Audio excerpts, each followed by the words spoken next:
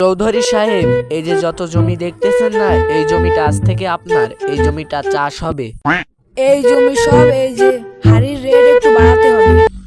সাহেব, আপনি তো বলছেন এই জমির রেট হাড়ির রেট বাড়িয়ে দেবে, তা এত দরিদ্র কৃষকেরা না খেয়ে মারা যাবে। চৌধুরী সাহেব, যা করলেন এ জীবনে তা উপরে গেলে দিবনে। কি দেবে? টাকা? না, এরকমের গুঁতো দেবেন না। তোর মতো অ্যাসিস্ট্যান্ট থাকাচ্ছে না থাকাই ভালো। A few moments later. Chowdhury সাহেব, এই জমির ওই কোনা পর্যন্ত আমার। এই বছর এই জমিটা ভালোভাবে চাষ দিন, কারণ ফলন বেশি হওয়ার সম্ভাবনাটা আছে। চৌধুরী সাহেব, আমি আপনার মেয়েকে অনেক ভালোবাসি।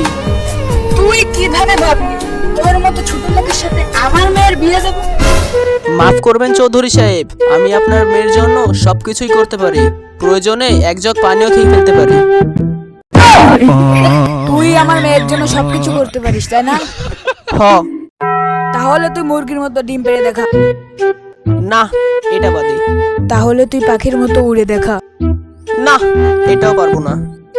তুই পারবি না তা বললি কেন? তোর নাম লিখালি কর।